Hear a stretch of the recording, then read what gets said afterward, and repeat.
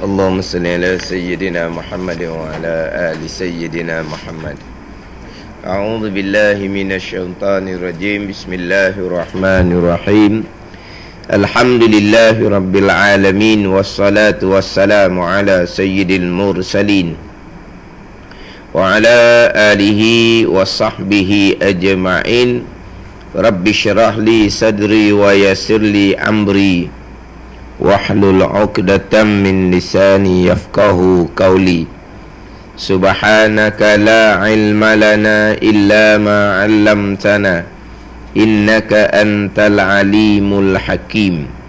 Wala hawla wala quwwata illa billahil aliyyil azim. Kitab Hidayatus Sibyan, muka surat 12, bayan keempat daripada atas.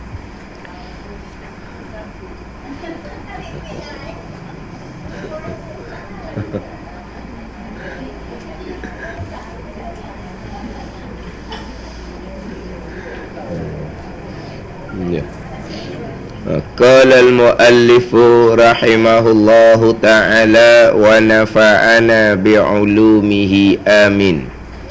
Dan jika ada ia najis aini, dan jika ada ia najis aini mughallazah, anjing dan babi, maka disuci akan dia, akan mughallazah yang aini itu dengan 7 kali lalu air atasnya.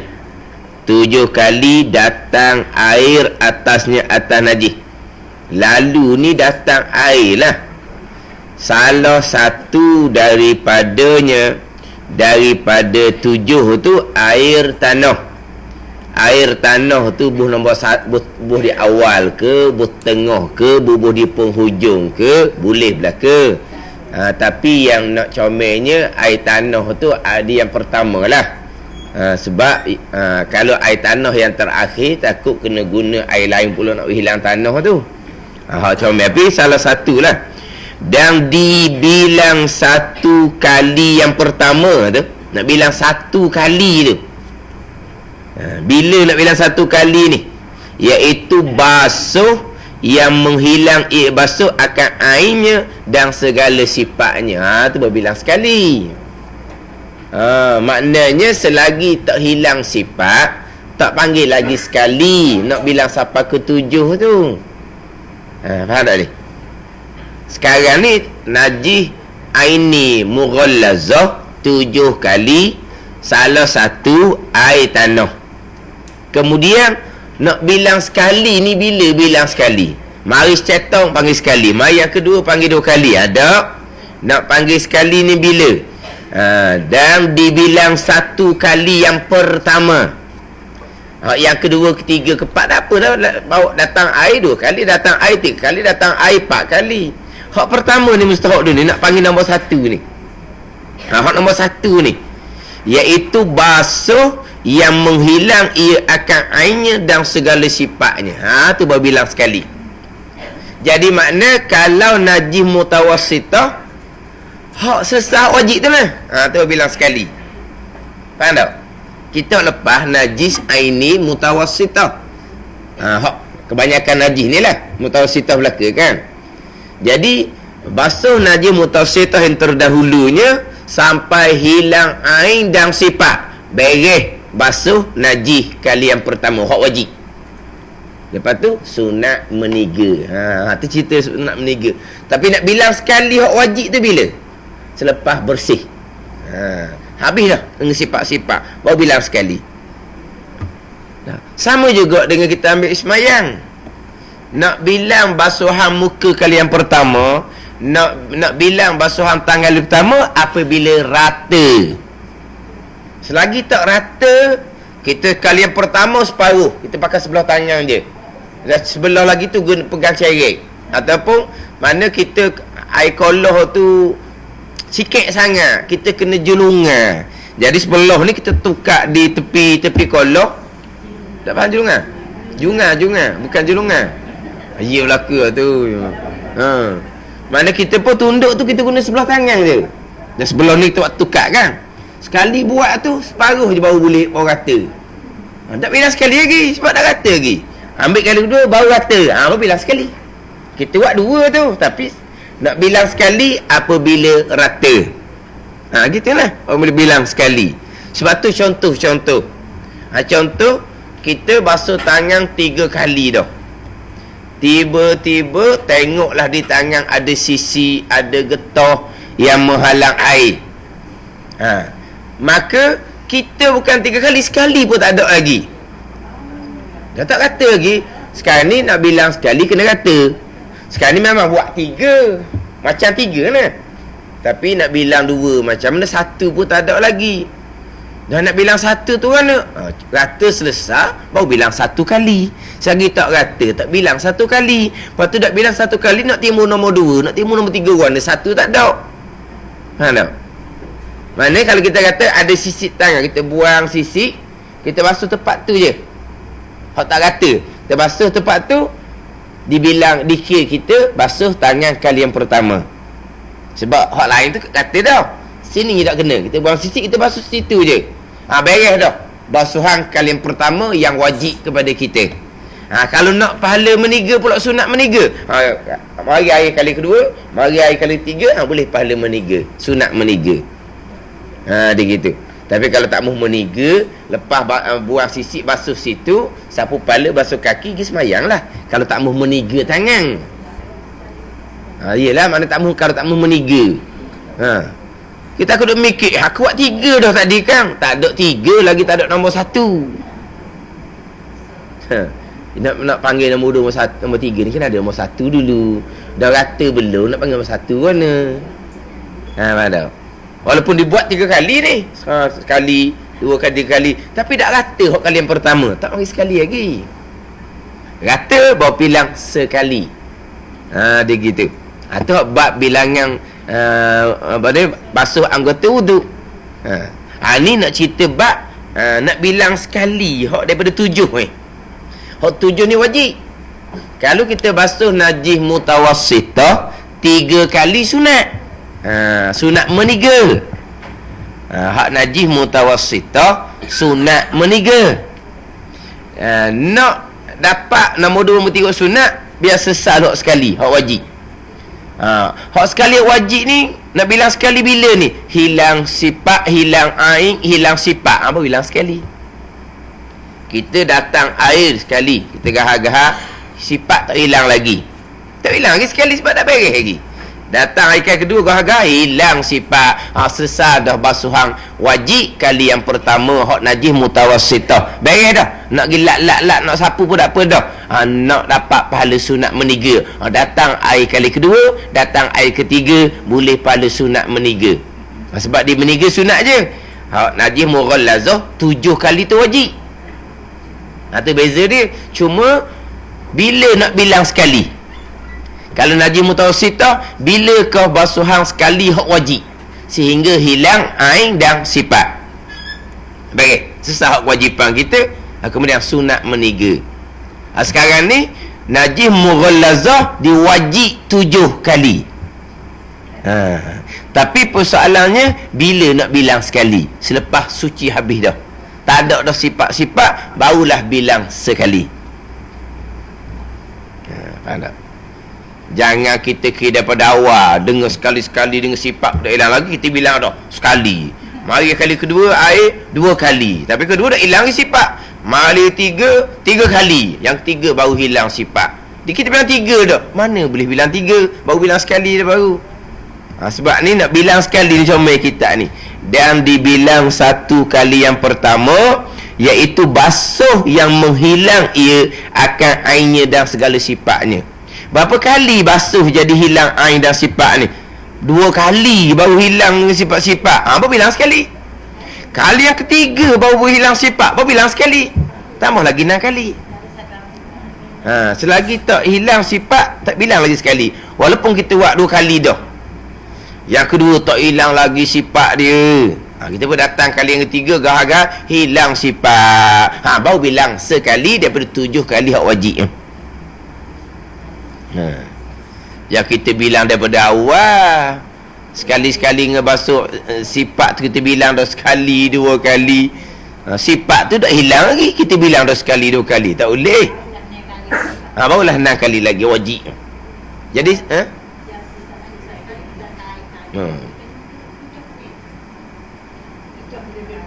apa tu?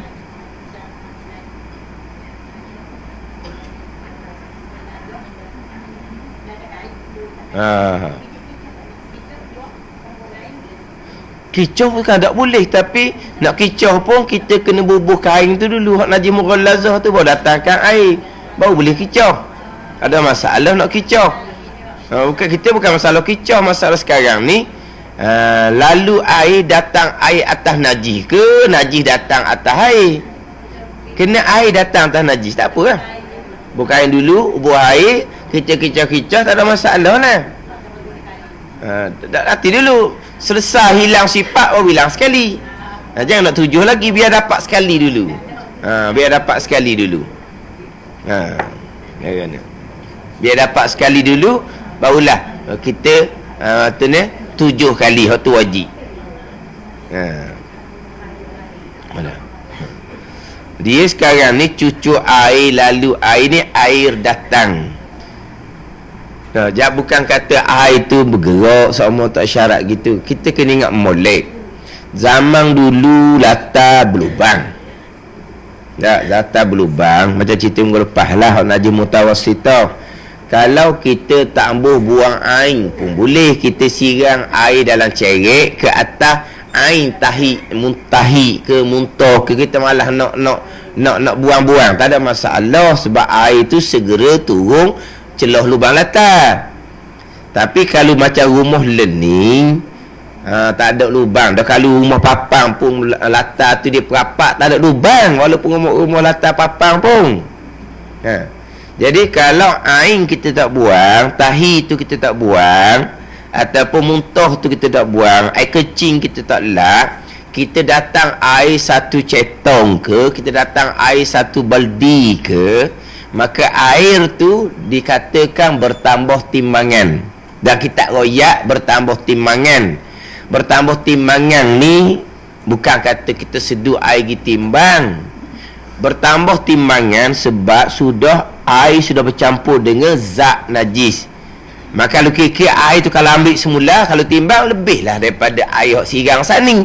Sebab dah zat najis ni menyebabkan bertambah timbangan air. Jadi apabila bertambah timbangan air, walaupun air tidak berubah sekalipun, air itu semua hukum najis belaka. Kalau kita tak buang zat dia terlebih dahulu. Jangan awak malah.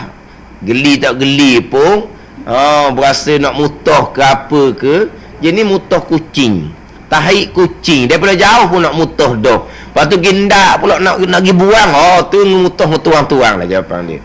Tutuplah hidung mulut kat mana pun, kena buang. Jangan ambil air sirang gitu.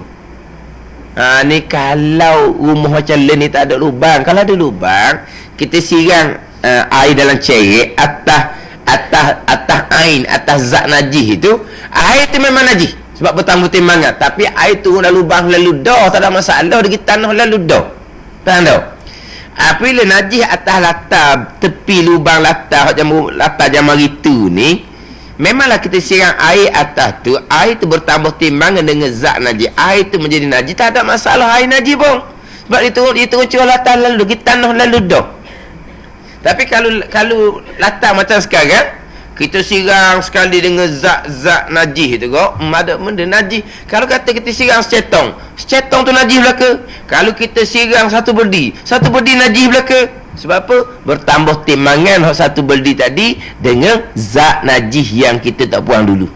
Pun nak rana lah, jamu lah rumah kita dengan najis. Ni ada setengah dia diserung. Dia kata, "Hei, tak boleh," kata dia. Jadi mutah kucing dia pun ambil air dia dong gitu. Suatu rumah dia apa dia?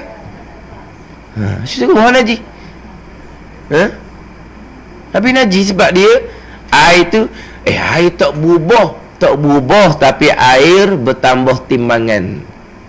Tak bertambah timbangan. Kita air bertambah timbangan, kita pening pula timbang kok mana. Sekarang ni air bila campur dengan zat najis, jadi air akan jadi bertambah timbangan. Walaupun air itu tidak berubah sekalipun, hukumnya adalah najis. Sebab itulah contoh-contoh orang nak basuh sutir rumah. Dia nak basuh sutir rumah, kalau rumah tu biasa ada tai cicak di tepi-tepi dinding tu, pastikan vacuum tak cicak tu dulu.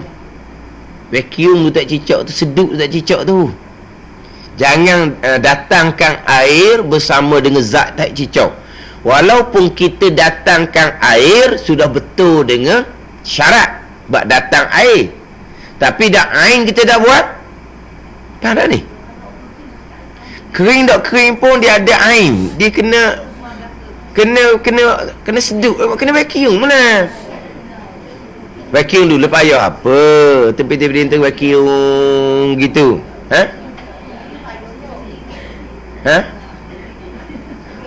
Dah sekarang ni kita bukan cerita sifat bau ada di atas, kita cerita zat dia, air dia. Dia kalau kering dia dah lekat latar dah, dia cabut dah kering.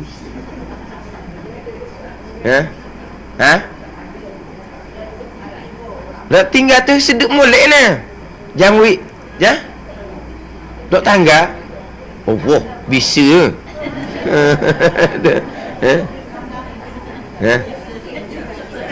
Ambil apa kiki-kiki.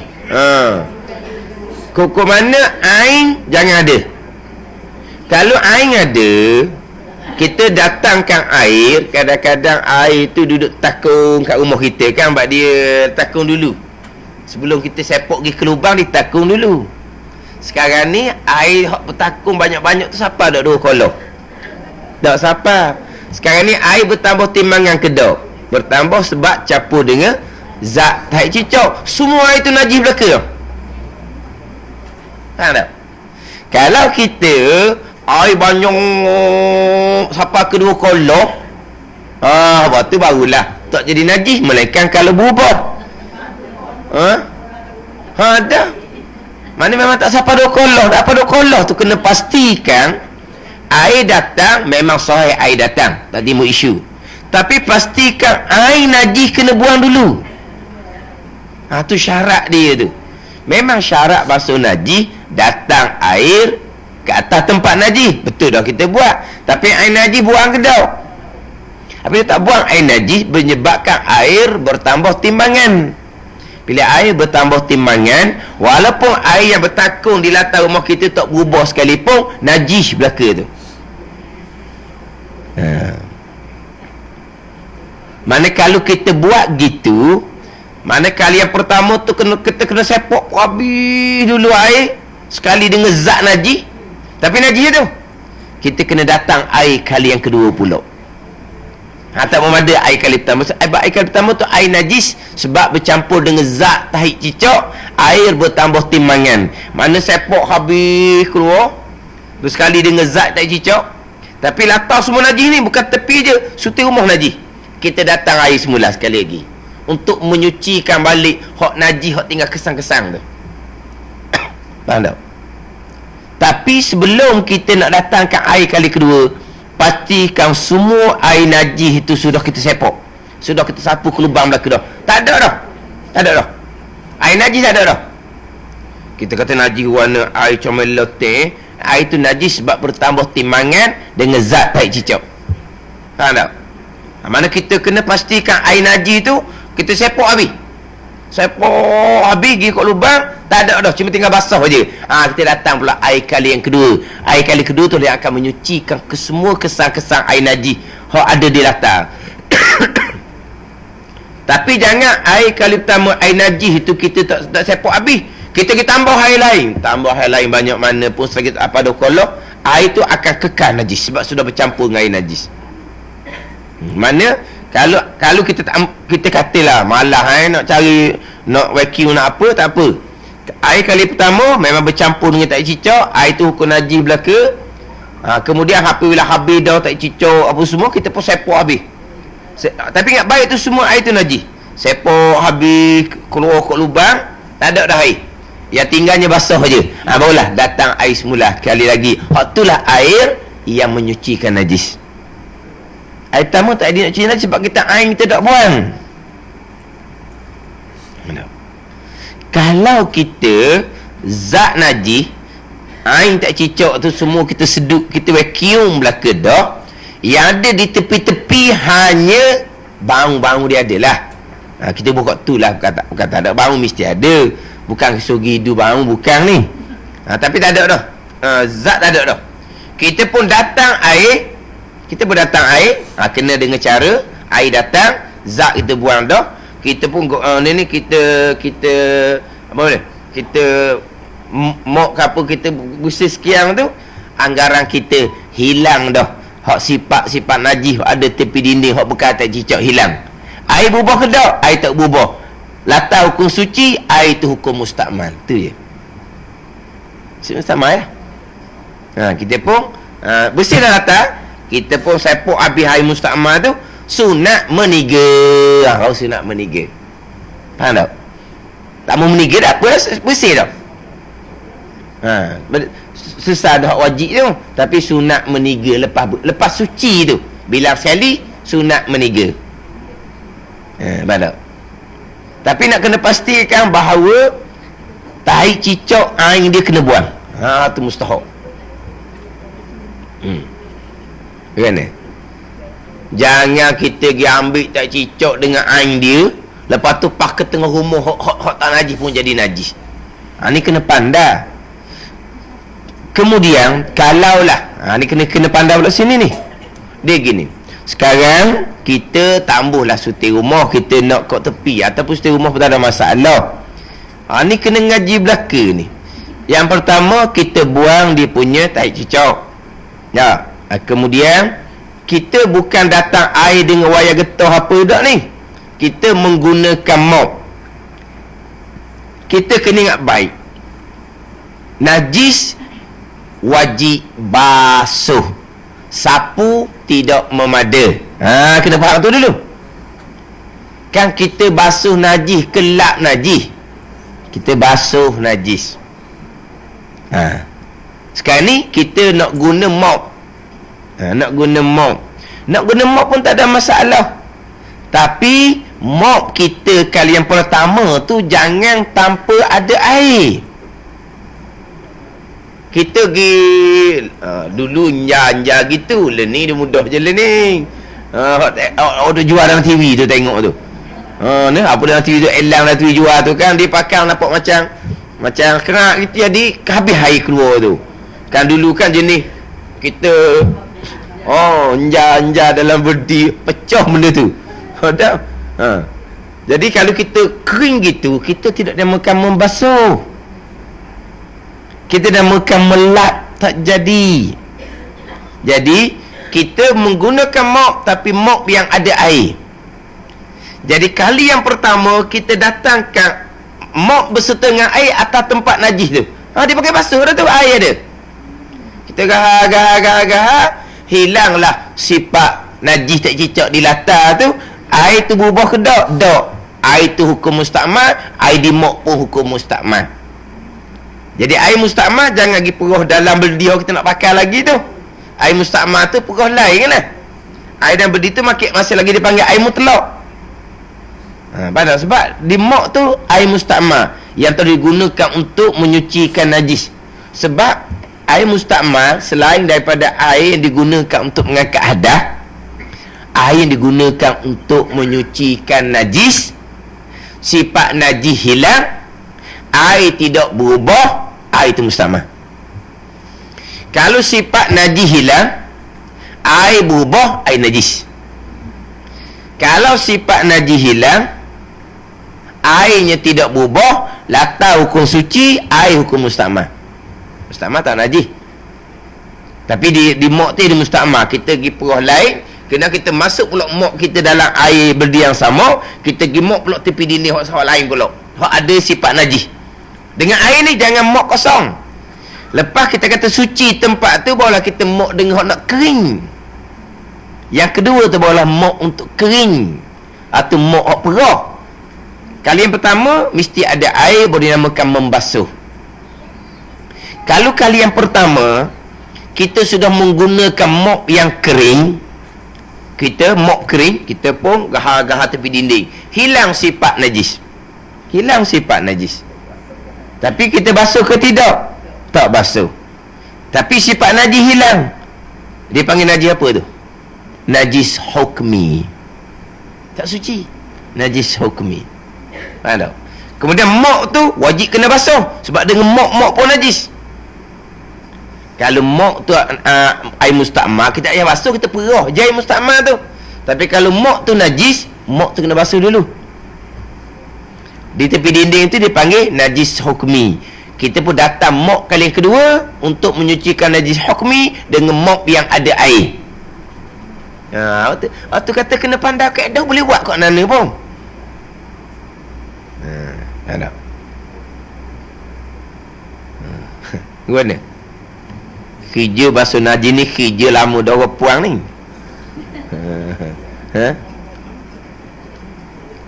Simple saja nak basuh najis. Bukan nanti nak kena pakai air satu berdi, tak syarat. Tapi kalau nak kena gaya, satu berdi ke satu rumah ke air kekal najis, kalau nak kena cara.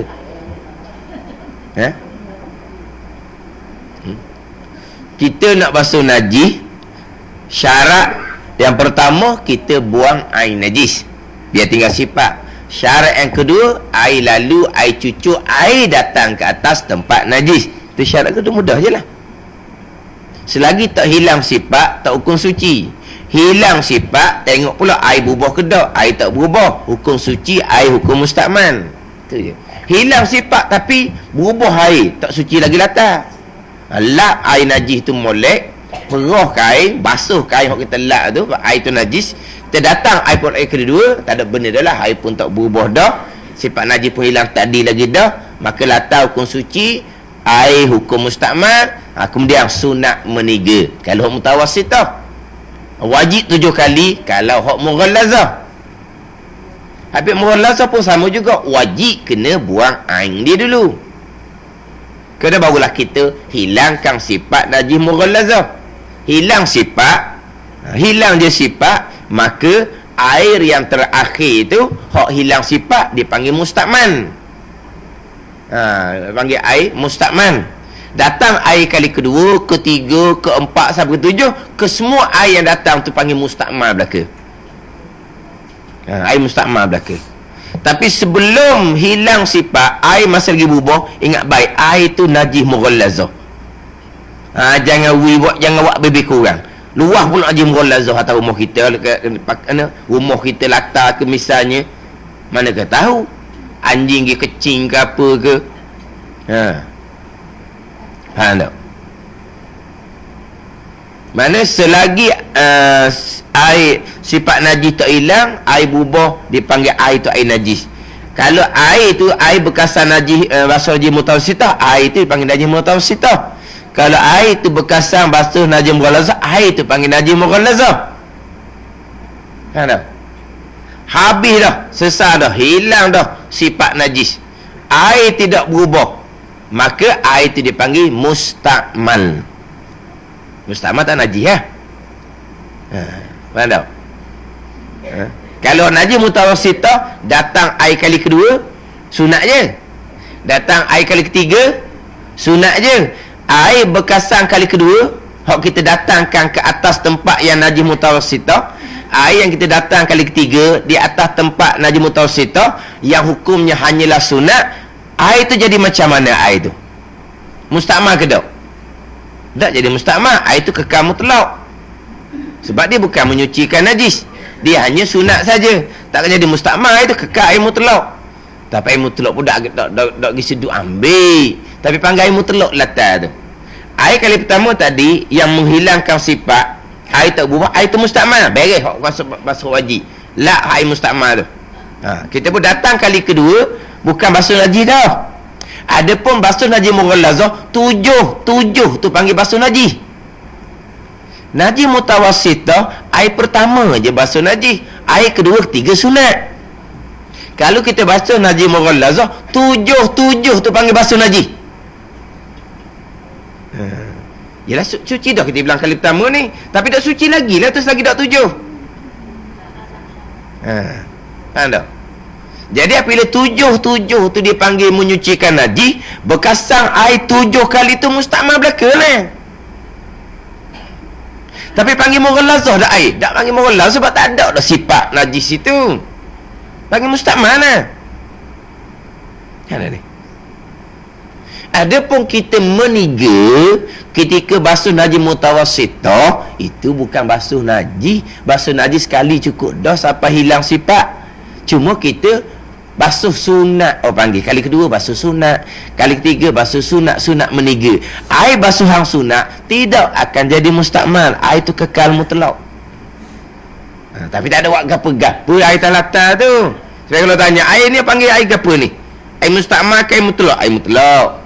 Sebab ini bukan air basuh najis. Air sunat kali kedua, air sunat kali tiga, air tu mutlak. Gitu jelah.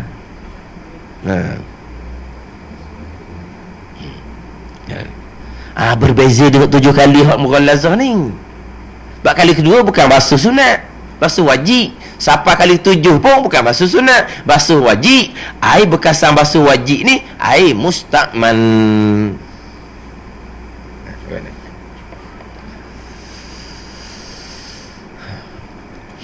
Kemudian ni kena peringat molek ni. Salah faham daripada kata air tu kena berjalan. Ni salah faham daripada air kena berjalan. Ni jadi najis luah. Faham tak? Sama je, sama ada kalau najis mughalazah berat kalau kita buat jalan air gitu. Tapi najis mughalazah kita tak jumpa lah. Kita kata macam sebut melepas lah. Najis mutawassithah, tai ayam ke, tai ayam ke, mutoh ke, air kecing ke, kita buang dia punya air. Kita buang dia punya air. Ni latah macam rumah sekarang tak ada lubang. Kita buang dia punya air.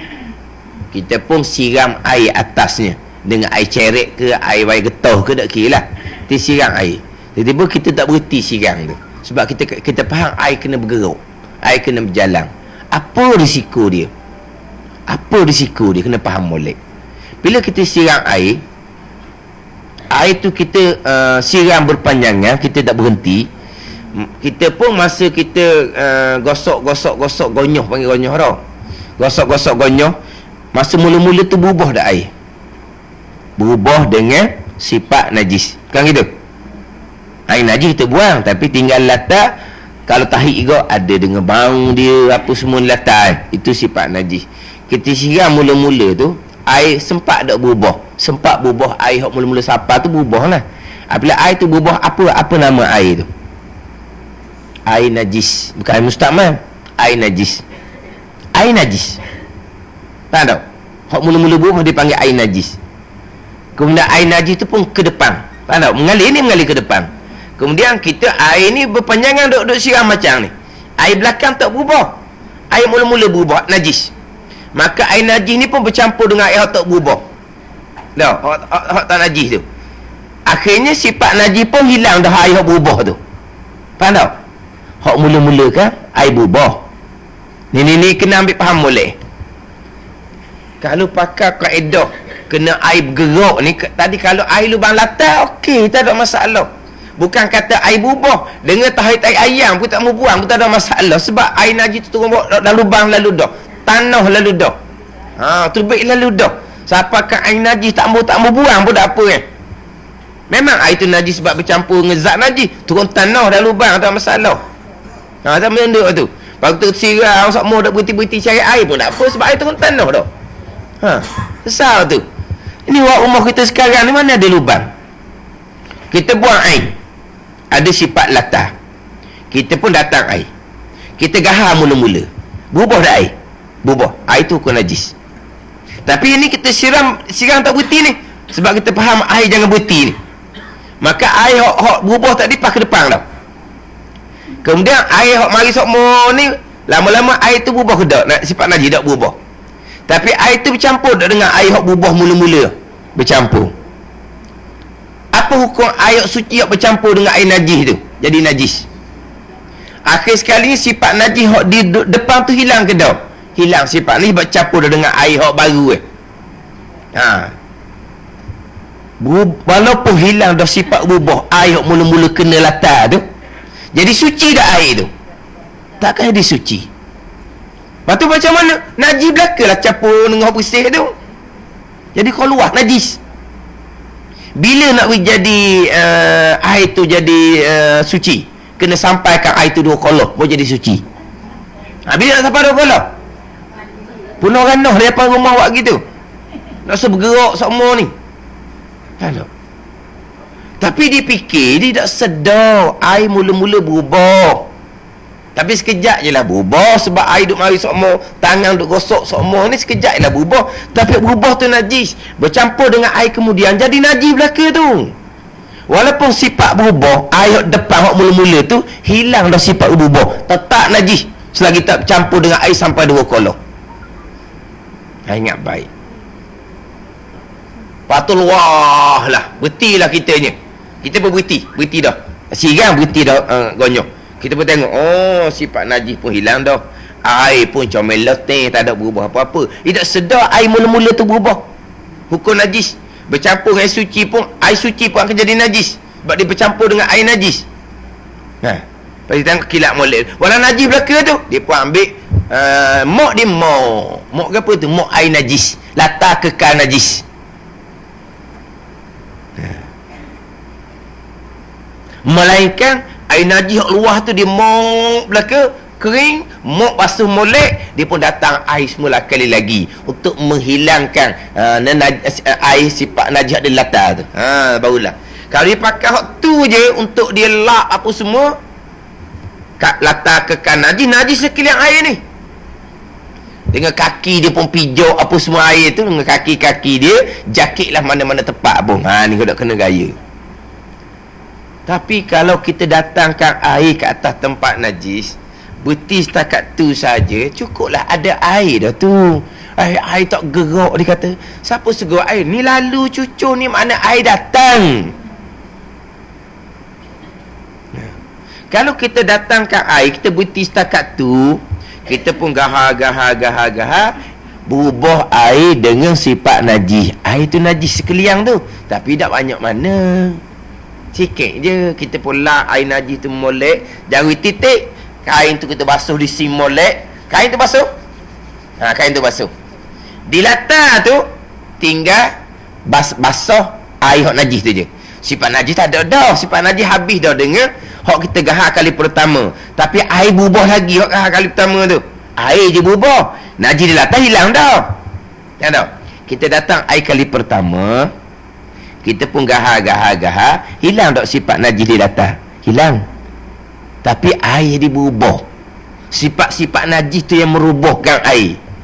Jadi maknanya air masih lagi hukum najis, latar hak kena air tu pun hukum najis juga lah. Tapi sifat najis di latar asal dia kedau? Tak ada dah. Tapi sifat najis tu berpindah kepada merubahkan air, maka air najis. Kita pun ambil kain lap molek, kain tu basuh molek, di latar tu masa lagi dihukumkan najis sebab air tu najis. Tapi sifat najis ada ke tak? Tak ada. Kita datang air kali kedua, tak ada benda dah. Kita gahar, latar hukum suci, air atas latar hukum mustakmal, beres. Basuh wajib kali pertama, sunat meniga. Gitu je. Tak payah pakai air banyak-banyak Tak payah pakai air banyak. Tapi dia faham air kena bergerak tu pun no.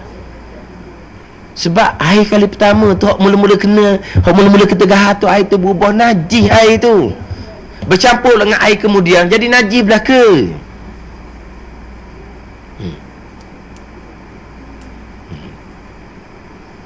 Kemudian orang kita ni biasanya kain tu dia bertepi, kain basuh dia tu untuk sekat air supaya air tak pergi jauh. Kita nak bubuh kain tu jangan kena tempat basuh. Faham tak? Tempat basuh kita lap. Tadi tu hukum najis. Kalau kain lembab kita pergi bubuh, kena tempat basuh tu sikit, kain kita dia najis. Sebab basuh tu najis lagi latar. Bila kain tu hukum najis, lepas tu kita lap pula suci, dia najis mula tempat tu. Mana kita bubuh kain tu biar tak kena tempat basuh. Tempat basuh tu sifat najis tak ada dah, tapi najis sebab air tadi, air berubah. Dia datang kali kedua, air tu sakok di kain tak ada najis sebab air tu tak ada najis dah. Kita pun gahar, tak ada benda dah. Air hukum mustakmal, kita pun lak dengan kain hak tadi. Tapi kain kita nak letak latar, lepas kita lak kali pertama tu, jangan beri kena kain kita tu dibasuh hak najis. Gitu je.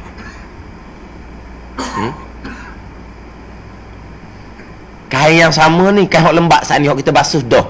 Tapi kain tu kena basuh sebab mula-mula kita lak air najis. Jangan titik dan kain memang kena basuh. Kena basuh molek air kain najis. Basuh molek. Perah molek kita guna pula kain tu. Tak tahulah dia mengaji balah mana, dia salah faham, korang ngajar berat sangat ke dah tahulah. Kain hak basuh tak diguna dah. Kena ambil kain kering lain. Ambil kain kering lain pula. Lepas tu pula dia belajar wajib 3 kali basuh najis. Allah, siapa kata wajib 3 kali? Tak ada hukum wajib 3 kali ni. Hak wajib 3 kali hanyalah istinja dengan tisu. Itu wajib 3 kali. Sekali isi dengan tisu hilang dah segala-gala, dah kena lak kali kedua tisu lain pula, kena lak ada 3 tisu lain pula. Walaupun lak kali kedua 3 tak ada, tinggal gapa-gapa dah pun wajib 3 ketika istinja dengan tisu. Basuh najis tak ada 3, basuh najis hingga hilang sifat. Selesai basuh najis yang wajib. Lepas berak wajib tu barulah sunat meniga. Dia faham kena 3, wajib 3. Lepas 3 pula dia kena guna 3 kain kering. Tak boleh pakai kain basuh yang sama. Allah ni naya kau orang tua tu. Ni cerita sungguh lama dah dia amal gitu, dia kata. Dah belajar gitu, rajin tak rajin pun tunggu dia ajar wajib. Kain basuh tak boleh pakai. Apa kena mena kain basuh? Kain basuh tak boleh, dia kata. Sebab lagi tak kering, kain tu tak suci. Pelik sungguhlah. Kita basuh-basuh pakaian kita tu, hak tengah basuh tu tak suci lagi. Suci. Baru nak pakai. Siapa nak pakai baju basuh? Tak selesa lah. Bukan makna baju basuh tu tak suci lagi. Bukan. No. Dia kata kalau kena pula bulan 12 cuti sekolah, musim hujan, anak-anak balik belaka, dia kata cucu ramai kecing atas latar. Sekali kecing 3 lah kain kering. Sekali kecing 3 lah kain kering. Akhirnya habis kain kering, tak ada anak kering sebab hujan. Hujan bulan 12 kan. Akhirnya ambil kain batik Jawa dalam almarhum disipang. Dah tak ada kain kering lain. Sekali kecing 3 lah kain kering. Kali kecing 3 lah kain kering. Akhirnya last sekali habis dah kain hok luar, ambil kain batik Jawa hok disayang dalam almari. Ini orang zaman itu ni, kain batik Jawa hok disayang. Orang lain ni tak ada kain batik Jawa, tepewe hok disayang. Orang lain ni. Orang lain ni tepewe. Oh, sayang tepewe sipang. Orang dulu kain batik Jawa disayang, sipang. Tapi sipang tak sipang kain batik Jawa, apabila habis dah kain kering habis dah. Kok kat luar. Dah cucu kecing pula dah. Habis dah lah, ambil kain batik Jawa. Buat lak kecing cucu dia. Allah. Dia kata tunggu dia ngajar wajib kena pakai 3 lah kain kering. Kain basah tak boleh pakai. Kata salah faham. Kau nak tak salah faham, dia kata. Allah kata. Dah kita kain yang kita gunakan tidak berkait dengan menyucikan najis sebenarnya. Kain kita gunakan hanya untuk lap air najis. Kalau lah latar berlubang, tak payah pakai kainnya. Kita gahar-gahar, kita pun sepok kat celah lubang. Mari air pula kita gahar-gahar, kita sepok celah lubang. Mari air pula kita gahar, sepok celah lubang. Tak payah pakai kain. Kain tak ada peranan. Kain hanya untuk mengelapkan air. Kalau air najis, kalau air mustakmal tu je guna kain tu. Sekarang ni orang tak pakai lak dah sekarang ni. Orang pakai seduk pula learning. Dia datangkan air, dia gahar-gahar, bubuh air, dia seduk. Maknanya air berubah tu najis lah, diseduk. Di latar tu basah lagi, najis lah.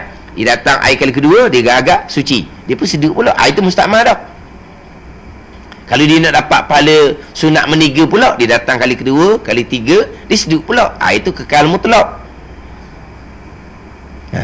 Mana? Ini kita capur ni cerita dengan hak mutawassitah, hak mengelupah. Dia mutawassitah dengan mughalazah sama je.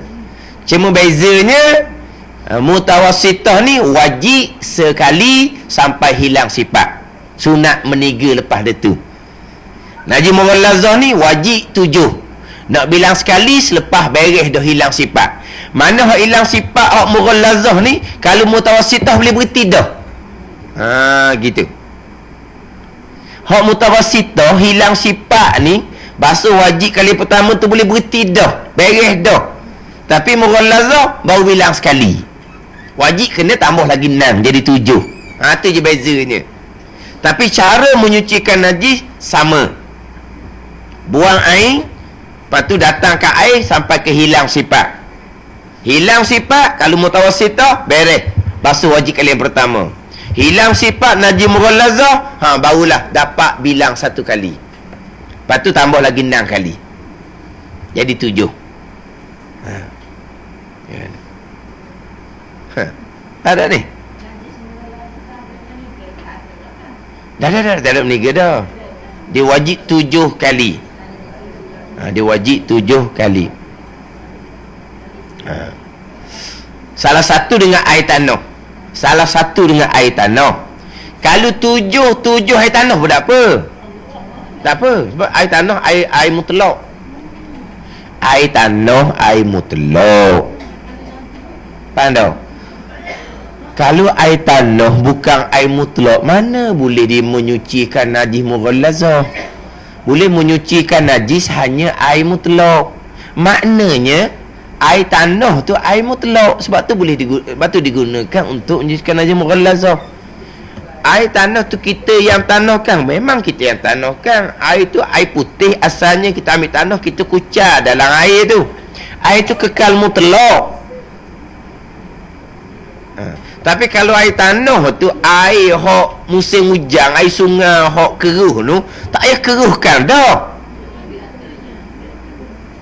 Kita ambil ke air hok kena najis, kita letak atas sungai tu, letak dalam air sungai tu, dah lah 7 kali lalu 7 kali. Dan sekarang ni kalau kita kata di kain tu ada sifat, kita katalah air kecing ni anjing, di kain tu ada sifat, kita bubuh dalam sungai tu, kita gahar, hilang sifat. Lepas tu kita biarkan air lalu 7 kali. Air lalu 7 kali, suci lah. Dah nak bilang 7 kali mana? Allah nak bilang mana? Nak kena akad sekali, lepas tu bubuh. Akad sekali, lepas tu bubuh. Sekarang ni air tu mengalir ke tak? Air tu mengalir, kita kira lah sekali, 2 kali, bilang tengok air. Sekali. Tak payah bilang-bilang lah, air tu berpanjangan lalu. Anggap-anggap kita cukup lah 7.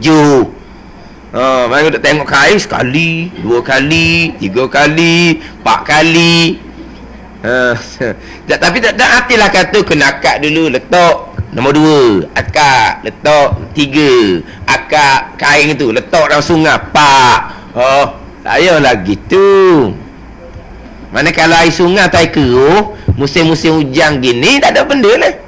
Kita masuk kain hak ada najis mughallazah, kita gonyo-gonyo sampai hilang sifat, dapat sekali, kita biarkan air tu mengalir sampai 7 kali. Tapi 7 air tanah, tak apa. Sekurang-kurang sekali air tanah, 7 tak apa, sebab air tanah air mutlak. Gimana?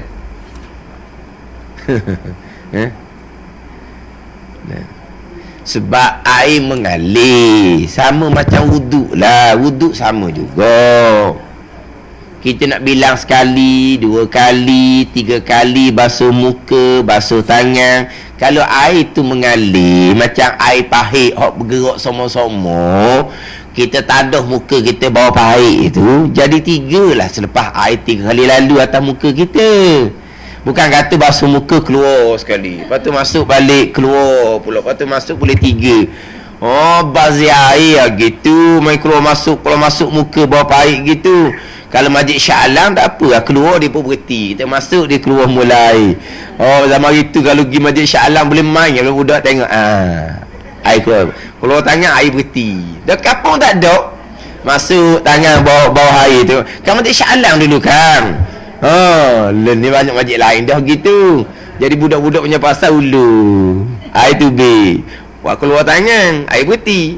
Ulu pula, air tubik, air keluar. Pak keluar tangan, air berhenti. Mana mari dah. Jauh pergi nak tengok air gitu. Air ajaib. Apa panggil? Air pelik. Dah ulu tangan, air dah keluar. Ulu je air keluar. Macam ada agak gi tempat hok cumi gerak tu lah. Gi cumi pun buka. Undur cumi pun tutup. Digi pula cumi buka. Kan ajaib tu kan. Dah ajaib. Gi dekat cumi dia dia buka. Kita pun undur dia pun tutup. Kita gi pula dia buka. Boleh tak main ya. Mana kita kata ada jin sekor situ tu. Ada jin tu kan jaga. Jadi kalau kita duduk bawah air, kita basuh muka 1, 2, 3. Kalau basuh tangan dengan air pahit bergerak 1, 2, 3. Dapatlah meniga. Dan hati kata masuk keluar tangan, lepas tu masuk boleh yang kedua keluar tangan. Sebab air tu air mengalir orang panggil. Dia berbeza dengan air tenang. Air tenang ni air koloh. Faham tak? Air koloh, air tenang, air tak bergerak.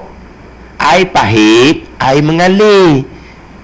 Dapat 3 basuhan muka tangan dengan 3 aliran air. Tapi kalau air koloh, dia air tenang. Kalau kita masuk tangan kita dalam koloh, kita masuk tangan, hak basuh tangan sampai ke siku ni, hak hukum wuduk yang ketiga ni, air bergerak ke tak? Air tak bergerak. Jadi macam mana nak bilang 2? Bilang sekali barulahnya, sebab sekali je air ada di tangan dia tu. Nak bilang 2 tak boleh sebab air yang sama. Nak bilang basuhan tangan 3 tak boleh sebab air tu air tenang. Faham tak? Ni koloh. Kita masuk tangan kita dalam koloh. Maknanya basuhan wajib kali pertama beres dah. Faham tak? Walaupun air koloh tak bergerak tak apa, sebab memang kata dah basuhan kali pertama. Tapi nak dapat kali kedua, nak dapat kali ketiga tak dapat sebab air tak gerak. Lepas tu nak macam mana nak dapat kedua ketiga? Kena gerakkan air. Sama ada kita gerakkan tangan, kita gerak. Boleh yang kedua. Kita gerak. Boleh yang ketiga. Ataupun kita tidak gerakkan tangan, kita gerakkan air dengan kita gosok tangan. Boleh 3. Faham tak? Tangan ni kita tak gerak, tapi kita gosok. Bila kita gosok, airnya sudah bertukar. Dapatlah meniga. Kalau kita tak mau gosok, kita nak lock saja, kita kena gerakkan tangan 2. Di sini ni dapat dah pertama basuhan wajib. Ini gerak boleh kali kedua, gerak boleh kali ketiga. Kita gerakkan tangan untuk dapat meniga. Sebab air koloh air tenang, bukan air mana bergerak. Air pahit air bergerak, tak ada masalah. Muka bawah pahit tengok 1, 2, 3. Buat air tangan bawah pahit tengok 1, 2, 3. Sama dengan air sungai. Air sungai tu air bergerak. 3 aliran air dapatlah 3 kali. Kalau najis mughalazah 7 aliran air. Selesailah menyucikan dia mughalazah. Kalau air sungai tu air keruh, air tanah. Kalau air sungai tu air putih, kita kalau sungai tu tohok, kita kucar tanah bawah sungai. Ada kita kucar kan tanah tu kan, tanah sungai, tanah bawah tu kan, kita keruhkanlah tanah tu. Kita keruhkan tanah, kita tahan kain tu bawah, kita keruh tanah, air pun jadi keruh. Tu sekali cukup air sekali lah. 6 kali lagi tu air jenis biasa. Nak dapat tanah sekali tu, kita kena keruhkan air sungai tu dengan tanah di bawah tu dengan tanah di bawah tu. Kita pergi gonyok, kita gahar naik tanah, keruh air dah, kita pun tahan. Boleh sekali yang tanah, yang air tanah. Batuk 6 lagi tu aliran air jenis tu lah. Tapi kalau memang air tu keruh dah, air tanah dah, 7 pun tak apa. 7 aliran air tanah pun tak apa, sebab air tanah air mutlak. Cuma sekurang-kurang sekali. Tu je lah. Sekurang-kurang sekali dengan air tanah. Gimana? Kita 2 minggu dah ni kalau kira khusus basuh najis. Khusus basuh najis. Aduh lah. Lepas tu warna kalau kita basuh najis tak kena dengan kaifiat, dengan cara. Hak tukang buatnya orang puang.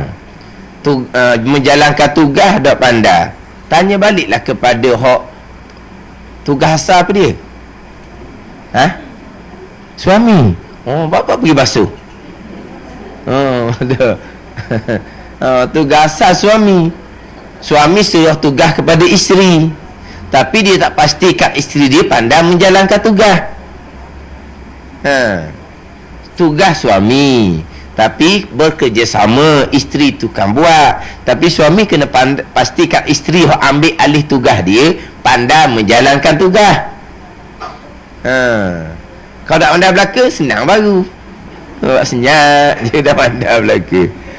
Hak berat lagi ni serah tugas kepada orang suku Sakak pun.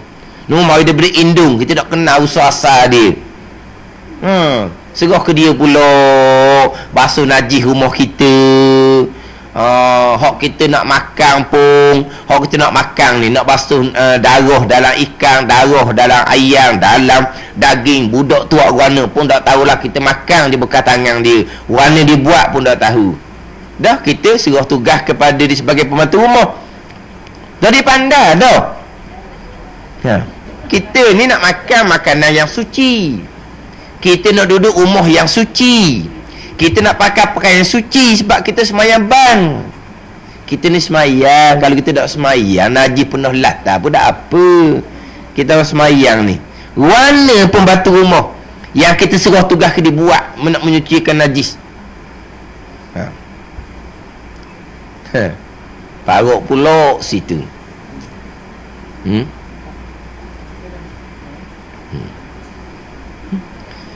Yang mengemari bukan.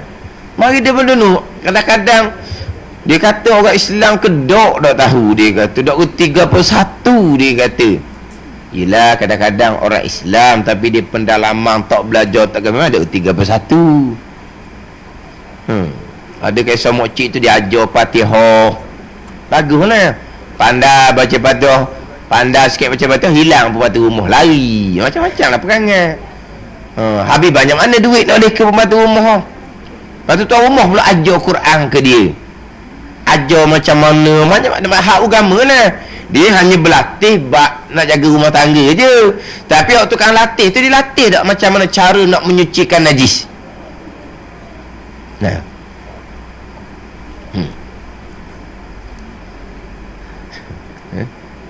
Lepas tu dah kehidupan sekarang kan, laki bini khija kan, memang tak ada arah lah kena cari pembantu rumah. Lepas tu cari macam mana? Tak takut ke kan ada kan orang pasang CCTV, dia buat naya ke anak tuan rumah, dia masuk, dia bubuh benda-benda kotor supaya tuan rumah tu tunduk ke dia. Orang luar hak tak kenal batang hidung sama sendiri pun anak beranak pun khianat. Ni orang luar hak tak kenal batang hidung ni pula. Tuan rumah keluar je dia jadi tuan rumah. Kan ni. Patah nak tuan rumah, jadi hamba dia jadi tuan. Dah. Kan ni. Tak ada arah, panggil mok kapung tu pula mari tolong, jadi pembantu rumah pula orang tua tu pula.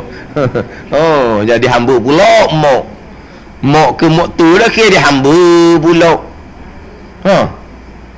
Jadi kat tu pula. Sebut salah tu.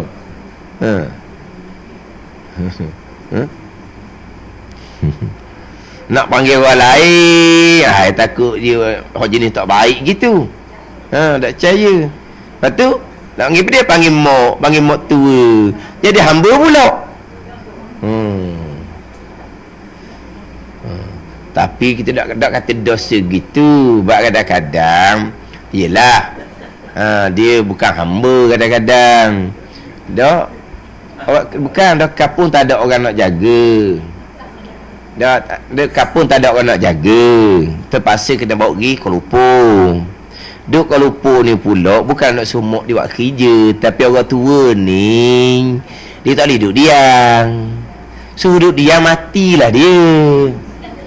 Lepas tu kadang-kadang kalau ada pembantu rumah pun, dia buat kerja, pembantu rumah nak setuh tak wi. Makan-makan tak wi setuh, nak air tangan dia. Pembantu rumah ni dia suruh lipat baju, nyapu rumah gitu je. Bak makan tak wi, dia nak masak diri. Tapi bukan nak dia panggil mak duk kapung jadi tukang masak, bukan. Tapi tak boleh duduk kapung seorang, bahaya. Tapi nampak macam jadi tukang masak jadinya. Dah dia nak buat gitu. Jadi masalah pula. Jadi masalah.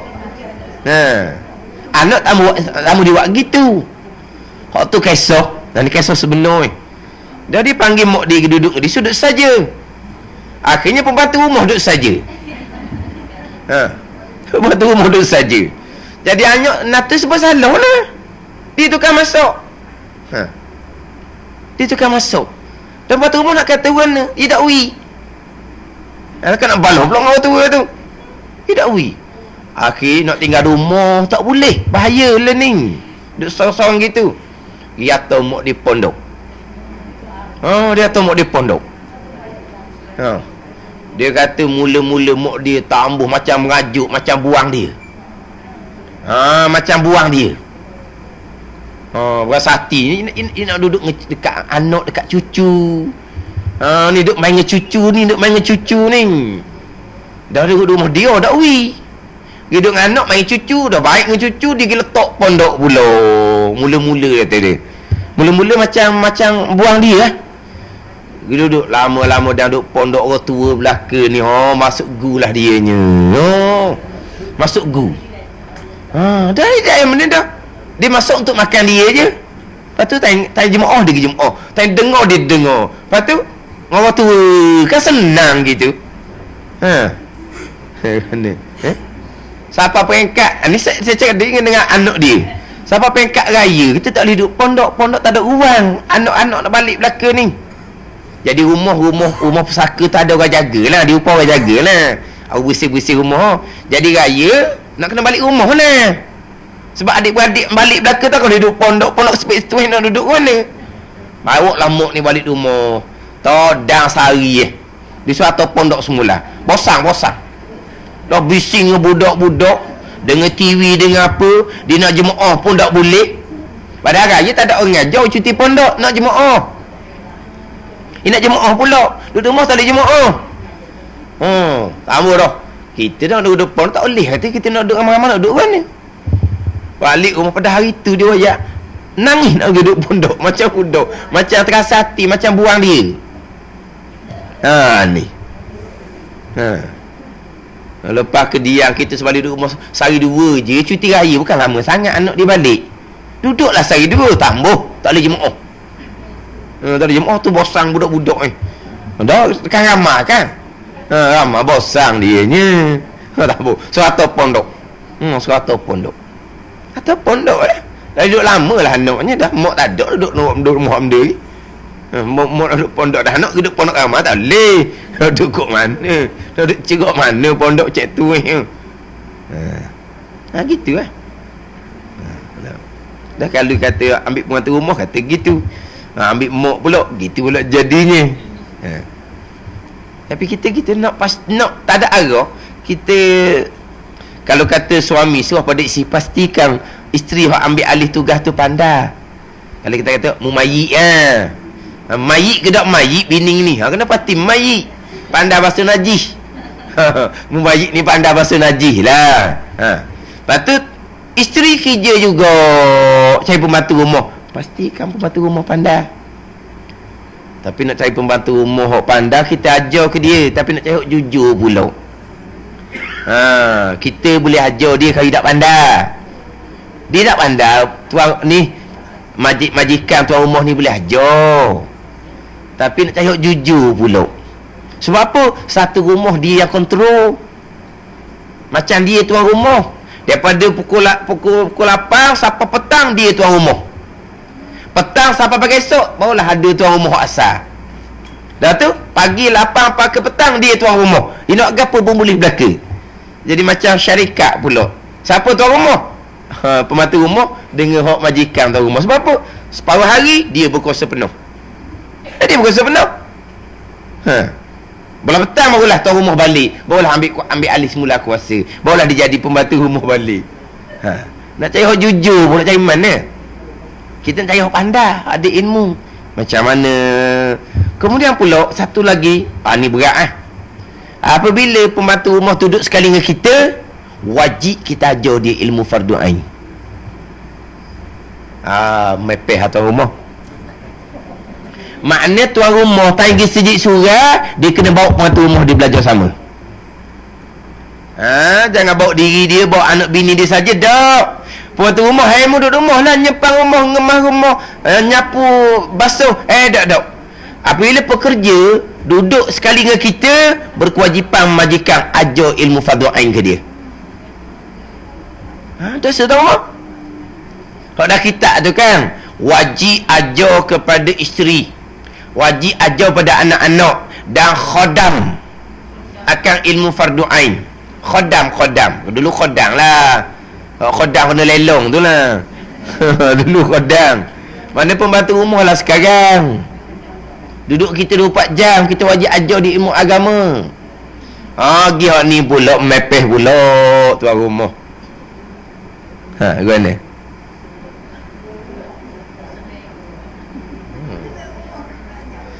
Ya, tuan rumah tak baca Tuhan nyakit dah. Kadang-kadang tuan rumah pergi belajar sejik surah, tapi pembantu rumah dia nak bawa sebab apa? Dia buat kerja di rumah, menyapu rumah. Jadi tuan rumah hanya bawa bini dia, bawa anak dia pergi ngaji sejik. Pembantu rumah dia tinggal sebab kerja. Mana pula waktunya. Kira-kira mari kita duduk kapung juga senang. Duduk kapung buat sendiri. Duduk kapung buat sendiri senang kitanya. Sebab ni yelah, nak kata payah cara mencegah, tidak payah, kena belajar je sikit. Payah apa?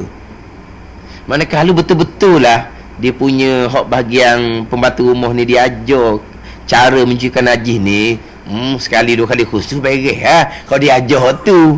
Dia tak ajar tu ni, dia ajar benda lain. Yelah, cara menyucikan najis ni bukan payah sangat, mudah je. Guna air pun tak banyak, ni sikit je. Kena.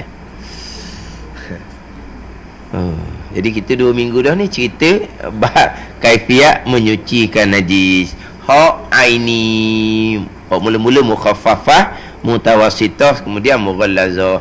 Adapun jika najis itu hukmi pecah 3 pula, mukhaffafah, mutawassithah dan mughallazah. Wallahu a'lam.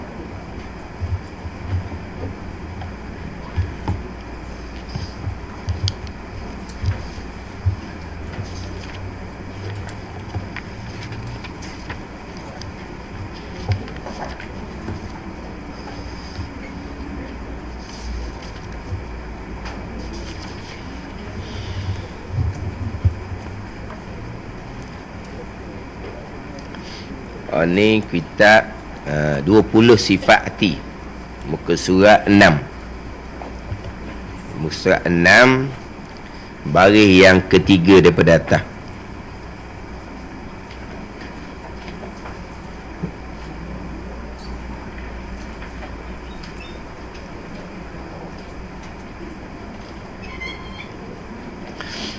Qala al-muallifu rahimahullahu ta'ala wa nafa'ana bi'ulumihi amin.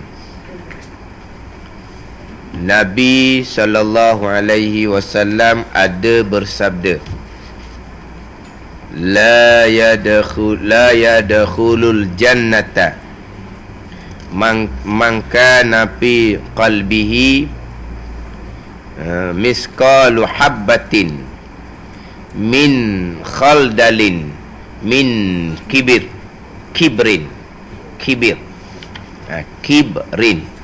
tu kibir takabur, kibrun. Adapun kabrung atau lain pula. Kabrung tu Macam geduk. Kabrun akbar, tu geduk. Ni kibrun, takabur, kibrun. Kabrun, kabrun akbar tu nah. Akbar mufrad dia kabrun. Hak penuh. Kita tak nak cerita sini. Dia gini.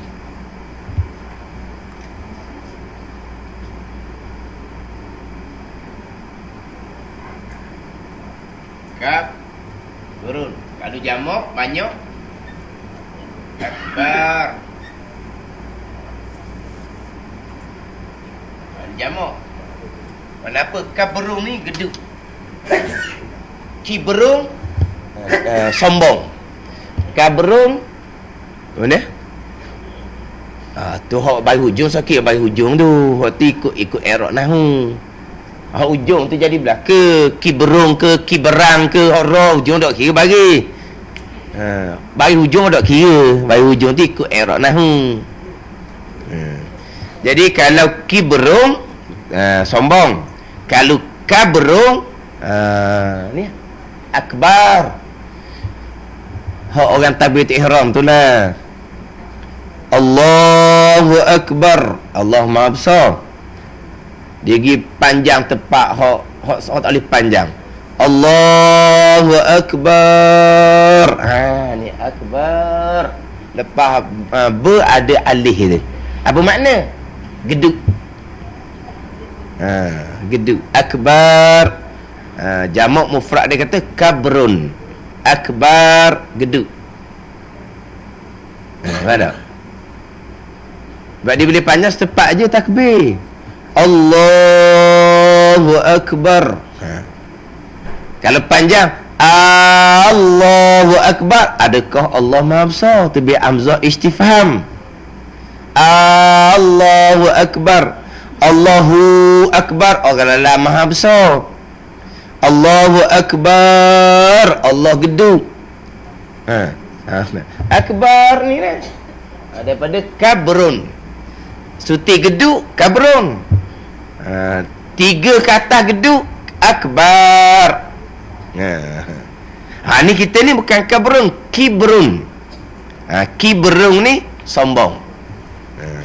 Ni kibring ni dah mim tu kan. Ikut nahwu tu.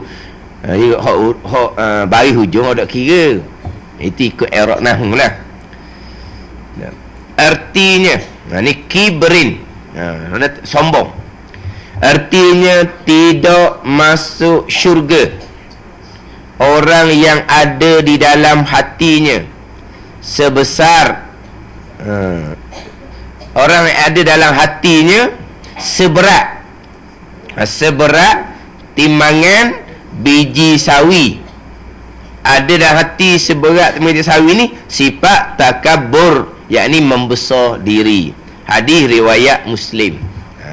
Ni masih lagi cerita bab sifat mazmumah. Yang pertama sifat takabur, sifat sombong, dengan bahawa dia memandang rendah akan orang lain, dan dia memandang dirinya lebih daripada orang yang lain. Itu takabur atau sombong. Yang mana sombong di antara dosa-dosa besar. Sombong, takabur di antara dosa-dosa yang besar. Ada. Dalam Quran Allah Ta'ala berfirman, fabi'sa maswal mutakabbirin, maka sejahat-jahat tempat kembali di hari akhirat kepada orang yang sombong. Kepada orang yang sombong. Seberat-berat tempat kembali dalam neraka di hari akhirat kepada orang yang sombong. Ini takabur, sombong, membesar diri, beranggapan diri itu lebih daripada orang yang lain. Kemudian Nabi pula bersabdanya, tidak masuk syurga orang yang ada dalam hatinya sebesar timbangan biji sawi, sifat takabur. Tidak masuk syurga di sini bersama dengan orang yang masuk syurga awal-awal. Bukan tak masuk syurga terus. Sebab orang mati dalam iman, akhirnya akan masuk syurga juga. Tidak masuk syurga ni bersama dengan ma'as-sabiqin lah, bersama dengan orang yang awal-awal masuk syurga. Melainkan diampuni oleh Allah Subhanahu wa ta'ala. Sebab orang yang mati dalam keadaan dia ada kalimah la ilaha illallah, Nabi kata dakhalal jannah, masuk syurga. Nah, maknanya sesiapa yang mati dalam keadaan dia ada kalimah la ilaha illallah, dia akan masuk syurga. Hak ni kata tak masuk syurga ni, orang yang ada sifat takabur, walaha dianya ada iman, ada kalimah la ilaha illallah. Jadi macam bercanggah, tak bercanggah. Hak Nabi kata masuk syurga orang yang mati dalam keadaan dia beriman ni, masuk syurga lah. Tapi syurga direct ke, syurga kemudian ke, masuk syurga, janji ada iman. Sebab orang beriman akhirnya akan ke syurga juga. Yang mana neraka tempat seksaan orang yang beriman adalah neraka Jahannam. Neraka lapis paling atas sekali daripada 7 lapis neraka. Yang mana neraka Jahannam ni akhirnya akan kosong. Akhirnya akan kosong. Lepas tu kosong, dia orang tanya pula nak bubuh siapa? Bubuh orang tanya tu lah. Dah kalau tanya dia kosong, nak bubuh siapa pula? Sayang ke dia bubuh orang nak tanya tu? Dah kosong lah. Tetapi akhirnya neraka tu akan dikharapkan, diruntuhkan oleh Allah Subhanahu wa ta'ala. Jadi neraka yang kekal hanyalah 6 lapis. Kekal bersama dengan ahli-ahli neraka, hak 6 lapis kekal selama-lamanya. Adapun neraka Jahannam tempat keseksaan orang beriman, akhirnya akan ke syurga. Oh, kalau gitu dah apa sombong pun akhir ke syurga juga, janji ada iman. Dia neraka ni kalau katalah kena sehari je di neraka, sehari je, kena sehari di neraka, satu hari di hari akhirat, kalau kita tempoh masa dunia 1000 tahun. Sehari di hari akhirat, masa kalau tempoh ikut masa dunia 1000 tahun. Lepas tu jangan kata tak apalah, memanglah kena neraka dulu, tapi janji masuk syurga sudah. Dah, ni neraka. Maknanya kalau orang ada di hati seberat biji sawi je sifat takabur, maka tidak akan dapat masuk syurga dengan kesalahan takabur tu. Tetapi kita kena ingat, pahala dan dosa akan ditimbang. Pahala dan dosa akan ditimbang. Sebab itulah orang yang takabur tempatnya neraka. Kesalahan takabur tu.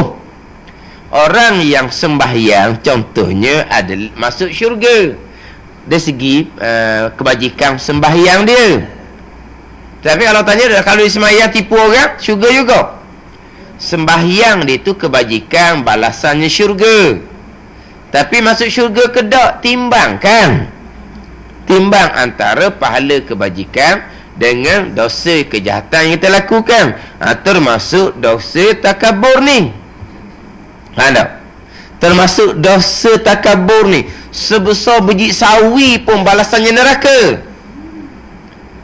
Tetapi bukan kata apabila ada takabur sebesar sawi masuk neraka, kesalahan tu balasan di neraka. Tapi kesalahan kebajikan akan ditimbang. Mana banyak pahala dengan dosa, termasuk dosa takabur. Jadi kalau dia semayang tapi dia menipu orang, semayang pahala, menipu orang dosa. Dah kalau dia semayang tak akan tipu orang. Inna salata tanha anil fahsya'i wal munkar. Pasti sembahyang mencegah fahsyak dan munkar. Itu sembahyang yang sempurna. Kalau sembahyang dia nipu orang lagi, mana sembahyang dia ada masalah. Tapi kok mana pun, kalau sembahyang dia tu ada akidah, sembahyang dia tu betul dengan hukum hakam syarak, maka adalah qada pahala tapi tak sempurna, adalah kekurangan yang lain. Bila semayang tu tak sempurna, jadi lemah dia, sebab itulah maksiat tak boleh nak tinggal. Masih lagi menipu orang contohnya, tapi pahala semayang dia kedak ada. Jangan duk kata pula mung tak ada faedah semayang, main duk nipu orang. Apa kata tak ada faedah? Adalah faedah semayang dia, tapi nipu orang kena timbang di hari akhirat. Kena timbang. Pahala semayang tak balas mana, lepas tu menipu orang tu pahala dosa besar pula, dosa besar lain banyak pula, dosa besar takabur lagi, dosa besar riak lagi. Lepas tu nak tahan ke mana masa timbang? Faham tak? Tapi kalau kita kata kau orang buat kebajikan semayang balasannya syurga, dah orang semayang syurga belaka ke? Timbang dulu. Timbang dulu. Dah. Orang yang tutup aurah patuh perintah Allah masuk syurga. Dah orang tutup aurah pakai syurga belaka. Hak betul tutup aurah tu kebajikan, balasan di syurga. Tapi kalau tutup aurah hati dia riak, ujub, takabur, timbang nanti berat hak dosa, hak maksiat ni, maka nerakalah juga. Tapi kalau tanya ketaatan tutup aurah tu syurga. Takabur ni walaupun seberat timbangan biji sawi, ni neraka ni. Tapi adakah semata-mata dia ada takabur biji sawi dia tak dia masuk neraka? Timbang. Tapi kejahatan ni tak akan masuk syurga dengan kejahatan ni, neraka dengan kejahatan ni. Tapi dia ada amal-amal yang lain. Lepas tu dapat pula syafaat daripada Nabi SAW, mudah-mudahan ke syurga juga. Dia gitu. Faham tak? Yelah, kalau kita kisah tu memanglah kita macam jadi Allah, kalau gitu kok tak ada bahagian lah kitanya syurga. Dah cakap kita semayang, kalau gitu kok jadi putus asa pula gitu. Ini cerita semata-mata kesalahan tu. Lepas tu cerita pula rahmat Allah, syafaat Nabi SAW. Kita takut pun kita kena regu dengan khak, dengan rajak, harap keampunan Allah, kurniaan Allah, rahmat Allah. Dia sama takut ni sebesar seberat biji sawi pun tak boleh masuk syurga dah. Kejahatan takabur ni besar sangat, dosa takabur ni. Lah sifat iblis. Yang besar kan ni sifat iblis. Mana mula-mula seberat biji sawi, lepas tu lama-lama kau lama kau banyak, kau lama kau banyak, kau lama kau banyak. Mula-mula sikit je. Faham tak? Faham tak? Sebab itulah dia bab sifat hati ni benda payah. Lepas tu kita bab sifat hati ni atas ilmu ni fardu ain ni. Sebab kalau benda ilmu ni kita tak tahu, macam mana kita nak hidup atas jalan agama? Lepas tu kata belajar ilmu-ilmu seumpama ni fardu ain, wajib mandatori atas tiap-tiap orang yang balik berakal. Wajib mandatori, putus, tak ada pilihan mana ni. Mandatori dia panggil kan? Tak ada pilihan dah, sejalan dia. Ini bukan wajib fardu kifayah. Wajib fardu kifayah hak tu lain buat, selesailah kita. Hak ni wajib fardu ain ni, kewajipan yang putus atas tiap-tiap seorang. Kalau kita semayang tapi hak sifat mazmah kita tak belajar, kita budak sedar hati kita dia bersifat dengan sifat yang dosa besar. Lepas tu macam mana kita nak jalan atas garis agama? Tak selamatlah kitanya. Mana? Ni kadang-kadang dalam semayang pun tak habis-habis sombong. Siapa duduk sebelah ni? Tahu tengok macam baju semayang pun murah, keduk je nampak sebelah ni. Orang kampung mana mai duduk depan ni?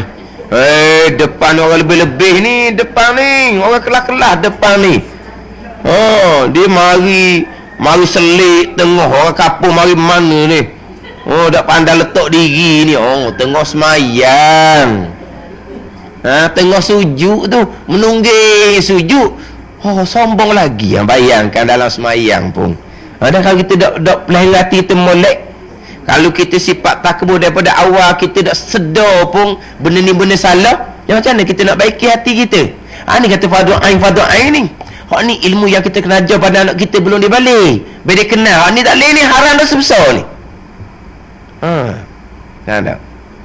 Ada penting ilmu agama ni ajar pada anak belum bala ni. Dan kita duduk karat dah hati dengan takabur ni, kena mujahadah sungguh-sungguh dah lah. Kena mujahadah lah, berasu-rasu. Sikit kita kau lama kau tua, nak sombong kok mana, kaki mati orang lain kau akaknya. Kalau sombong sangat, nelang sangat, mati ngakuk diri kubur. Dah sombong sangat, nelang sangat. Orang aku mati musuh sibuk, aku debe, aku ngakuk diri kubur. Tak apa lah gitu. Tengok dah. Hal ni kita kau lama kau roda, kau letih, dah nak sombong kok mana lagi? Sombong kok mana lagi? Mata pun kau lama kau tak apa terang, telinga pun kau tak apa jelas, tenaga pun kau tak ada. Lepas tu nak sombong kok mana? Tu mana kena mujahadah lah ni. Ni kena mujahadah. Ni semua di antara ilmu yang wajib fardu ain kepada kita. Kemudian kita nak cerita pula macam mana kita nak mengelak, nak buang sifat takabur ni. Bagi mengelakkan diri dari sifat takabur, hendaklah yang pertama mengingat bahawa segala kelebihan dan nikmat yang dimilikinya seperti harta, pangkat, ilmu dan sebagainya hak ada di kita ni, kena ingat semua itu daripada kurniaan Allah Subhanahu wa ta'ala, dan nikmat Allah yang wajib disyukuri, bukan untuk dimegahi. Tu nak ingat kau tu. Kita nak sambung betul mana? Kita orang kaya, dah kaya mari mana? Daripada Allah. Bukan nak suruh kita sombong, nak suruh kita syukur. Ingat kau tu. Kita ilmu banyak mari mana? Mari daripada kurnia Allah. Kita amal banyak mari mana? Taufik hidayah Allah Subhanahu wa ta'ala. Ini jalan untuk kita mengelakkan diri kita daripada sifat takabur. Wallahu a'lam. Bismillahirrahmanirrahim. Alhamdulillahirabbil alamin, wassalatu wassalamu ala sayyidil mursalin wa ala alihi wa sahbihi ajma'in. Allahumma ftah alaina futuhal arifin, Allahumma allimna ilma akdamin, wa fahimna famasabikin, warzuqna ruqat talibin. Allahumma zidna ilman wa alhiqna bis salihin. Wa sallallahu ala sayyidina Muhammadin wa ala alihi wa sahbihi wa sallam. Walhamdulillahi rabbil alamin. Kemudian minggu depan cuti sekali. Sebab surah iman langsung siakat. Baba Haji Ismail Sepanjang buat daurah kitab daripada pukul 9 pagi sampai tengah malam. Air kami ni minggu depan. Kita dibaca dulu. Mari dah dulu. Baba mari dah dulu. Baba sepanjang tu lah. Jadi dia mari. Jadi air kami itu start ada pukul 9 surah Iman sampai ke malam lah. Dia bukan sampai malam, dia adalah berhenti. Berhenti lepas zuhur pula, lepas maghrib pula. Tapi dia start pukul 9 pagi. Jadi kita minggu depan tak ada kalau ada kelapangan pergi surah Iman lah. Hari kami. Hari kami berapa, 28, 29 gitu lah, berapa? Kita tarik dia kami ni lah, hari kami minggu depan. Jadi saya batal kelas sekali.